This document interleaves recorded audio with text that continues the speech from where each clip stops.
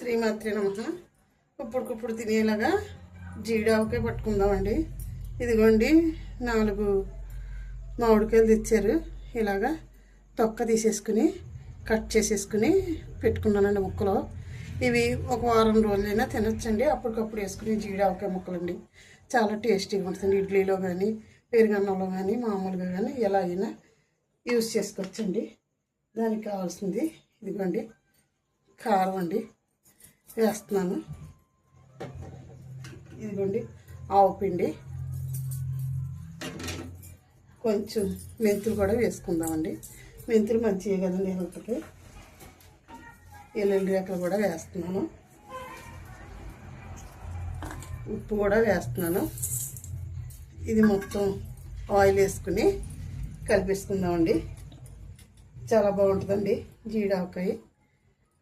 కలుపుకుందాం. ఇది బాగా మిక్స్ చేసేసుకుని ఇప్పుడు మనం ఆవకాయ ముక్కలు వేసేసుకుని కలుపుకుందామండి.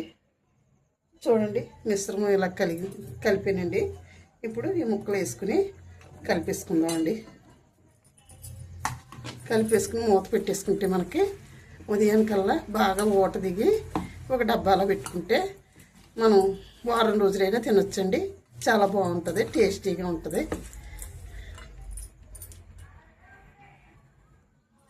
ఇది నీరులాగా ఊరుతుందండి. వాటర్ వచ్చినట్టు వస్తుంది శుభ్రంగాని. ఇందులో ఉప్పు అది పడింది కదా, చాలా బాగుంటుందండి. ఇలా జీడావకాయ వేసుకుంటే ఎప్పుడు కావాలప్పుడు మనం ఆవకాయ ముక్కలో కలుపుకున్నట్టు కలుపుకోవచ్చండి. తినొచ్చు కూడాని. పెరుగులో వేసుకోవచ్చండి, ఇడ్లీలో కూడా వేసుకోవచ్చు. ఇది పలసగా చట్నీలాగా బాగా ఊరుతుందండి. 2-3 రోజులు ఊరేటప్పటికి చాలా బాగుంటుందండి జీడావకాయ. ఇది ఉదయాన్నే కలుపుతానండి. కలిపి అప్పుడు మీకు చూపిస్తాను. అలా మూత పెట్టేసి ఉంచుకుంటే మనకి చాలా బాగుంటుందండి. కొంచెం ఆయిల్ వేసుకుందాం కొద్దిగా. దీని మీద మూత పెట్టి ఇలాగ ఉంచుకుంటానండి. మళ్ళీ కలిపేసుకున్న తర్వాత డబ్బాలో పెట్టుకుంటానండి. ఇలా జీడావకాయ చాలా బాగుంటుందండి. కొత్త ఆవకాయ నూరు వస్తుంది కదండి మనకి. ఇలాగా పెట్టుకుంటే చాలా బాగుంటుందండి. పిల్లలు కూడా ఇష్టంగా తింటారండి.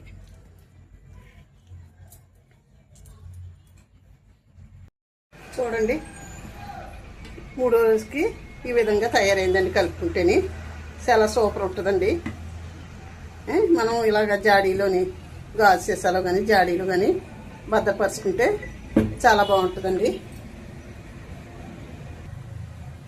చూడండి టిఫిన్లోకి కానీ పప్పు వేసుకున్న పప్పులోకి కానీ పెరుగన్నంలో కానీ ఇలాగ చేసుకుని ముక్కల కింద చేసుకుని ఎన్నో రోజులు కదండి 15 రోజుల దాకా తినొచ్చండి. ఫ్రిడ్జ్లో పెట్టుకుంటే ఒక కొంచెం రోజులు ఎక్కువ ఉంటుందండి. చాలా బాగుంటుందండి. ఇలాగా చేసుకుని చూడండి.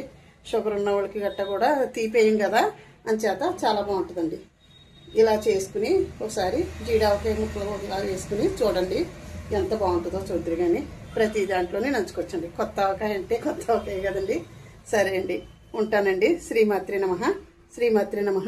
శ్రీమాత్రి నమః.